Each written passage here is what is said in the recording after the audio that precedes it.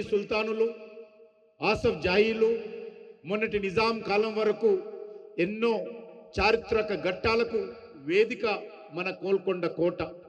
అందుకే నేటికి హైదరాబాద్ సందర్శించేటువంటి పర్యాటకులు మరి విధిగా తప్పకుండా వచ్చేటువంటి ఆకర్షణీయమైనటువంటి కేంద్రం ఏదంటే మన గోల్కొండ కోట.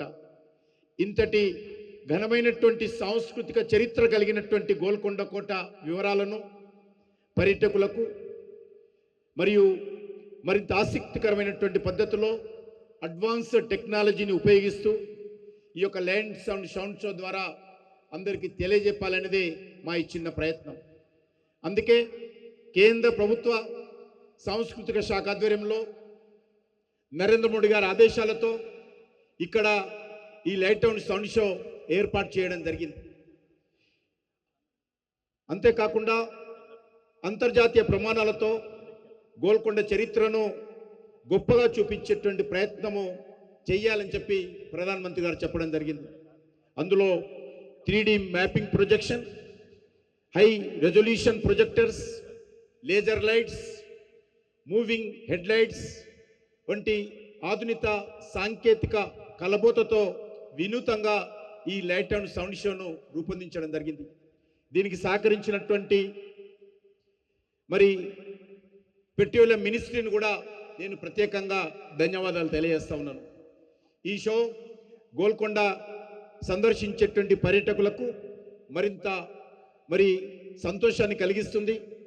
గోల్కొండ కేంద్రంగా పాలించేటువంటి రాజుల ధైర్య సాహసాలు, వారు చూపించినటువంటి సాహసము, వారు చేసినటువంటి పాలన త్యాగాలు, నాటి సంపూర్ణ చరిత్ర మొదలైనటువంటి అడ్వాన్స్డ్ టెక్నాలజీతో ఆకట్టుకునేటువంటి ప్రయత్నం ఇందులో చేయాలని మా సంకల్పం.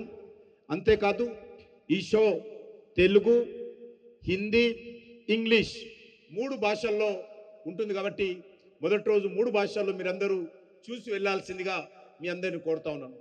దీంట్లో మరి లేజర్ లైట్స్ వాడాము, మూవింగ్ హెడ్ లైట్స్ వాడాము, 14 speakers, 8 subwoofers, surround sound system, 80 kVA, UPS లాంటి వాటితో ఈ లేజర్ షో ఏర్పాటు చేయడం జరిగింది.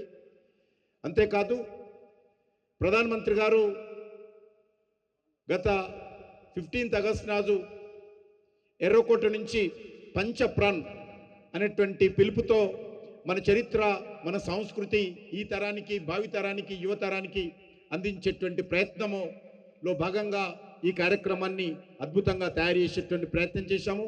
మన సంస్కృతి తెలియాలంటే దీన్ని మనం ఆచరణలో చూపాల్సిన అవసరం ఉంది. మన చరిత్ర తెలుసుకోవాలంటే ఆ చరిత్రకు ప్రతిబింబించేటువంటి ఇలాంటి చారిత్రక కట్టడాలను గురించి సమీక్షించుకోవాల్సిన అవసరం ఉంది. అందుకే ఈ ప్రయత్నం చేయడం జరిగింది. మనకు తెలుసు, ఈరోజు అనేక రకాలుగా నరేంద్ర మోడీ గారి నాయకత్వంలో ఈ రాష్ట్రంలో కాదు దేశంలో కూడా పర్యాటక వ్యవస్థను పటిష్టం చేసేటువంటి ప్రయత్నం చేస్తూ ఉన్నాం. ఈరోజు ఆధ్యాత్మికమైనటువంటి టూరిజం కావచ్చు, లేకపోతే నేచర్కి సంబంధించి కావచ్చు, ఇలాంటి మా ఎకాలజీ సర్వే ఆఫ్ ఇండియా సంబంధించినటువంటి టెంపుల్ టూరిజం కావచ్చు, అనేక రకాలుగా ఈ కార్యక్రమాలను ముందుకు తీసుకెళ్లేటువంటి ప్రయత్నం చేస్తూ ఉన్నాం. G20కి సంబంధించినటువంటి విషయము చెప్పడం జరిగింది. అక్కడ వరల్డ్ టూరిజానికి సంబంధించి, ఫిలిం టూరిజం సంబంధించినటువంటి కాన్ఫరెన్స్ అక్కడ చేశాం. ఎందుకంటే అక్కినేని నాగేశ్వరరావు గారు, ఎన్టీ రామారావు ఉన్నప్పుడు అక్కడ మరి సావిత్రి నాగేశ్వరరావు గారు కలిసి అక్కడ పాటలు పాడేవారు. కానీ గత 40 సంవత్సరాలుగా అనేక కారణాలతో అక్కడ టూరిజం అయిపోయింది, ఫిలిం టూరిస్ట్ షూటింగ్స్ కూడా అయిపోయినాయి. ఈరోజు మీ అందరికీ తెలుసు, 400 పిక్చర్స్ మేము ఆర్టికల్ 370 తీసిన తర్వాత 400 పిక్చర్స్ షూటింగ్ అవుతున్నాయి అక్కడ. అందులో ఓటీటీ పిక్చర్స్ కూడా ఉన్నాయి. చాలా అద్భుతంగా ఈరోజు రామ్ చరణ్ గారు తీసుకెళ్ళి అక్కడ మేము ఇంటర్నేషనల్ కాన్ఫరెన్స్ సుమారు 40 దేశాలకు సంబంధించినటువంటి సీనియర్ టూరిజం ఆఫీసర్స్ పిలిపించి అక్కడ కాన్ఫరెన్స్ చేశాం. ఒక కాన్ఫిడెన్స్ క్రియేట్ చేయడం జరిగింది. 2 కోట్ల మంది పర్యాటకులు వచ్చారు. అదేవిధంగా ఈరోజు వారణాసిని కూడా చాలా అద్భుతంగా డెవలప్ చేశాం, ఉజ్జయిని డెవలప్ చేశాం, కేదార్నాథ్ డెవలప్ చేశాము, అదేవిధంగా జ్యోతిర్లింగాలు ఉన్నటువంటి అనేక బద్రీనాథ్ డెవలప్ చేశాము. సంజీవయ్య పార్కులో కూడా ఈ ఫిబ్రవరి నెలలో 15 లోపల ప్రారంభించాలనేటువంటి ప్రయత్నంతో ఉన్నాను. ఖచ్చితంగా సంజీవ పార్కులో వచ్చేటువంటి లేజర్ షో ఏదైతుందో మన భారతదేశంలో మొట్టమొదటి లేజర్ షో, అద్భుతమైనటువంటి లేజర్ షో, ఎంతో హైట్లో ఉండేటువంటి లేజర్ షో వస్తుంది. దానికి మరి అనేక రకాలుగా టెక్నికల్ కంటెంట్ సపోర్ట్ చేసినటువంటి మరి స్టోరీ రాసినటువంటి విజయేంద్ర ప్రసాద్ గారికి అడ్వాన్స్గా ధన్యవాదాలు తెలియజేస్తూ మీ అందరికీ మరొకసారి ఈ కార్యక్రమాన్ని తిలకించడానికి వచ్చినందుకు ఎక్కువసేపు తీసుకోకుండా తిలకించడానికి వచ్చినటువంటి మీ అందరికీ పేరు పేరున ధన్యవాదాలు తెలియజేస్తూ సెలవు తీసుకుంటున్నాను. జై హింద్, భారత్ మాతాకి.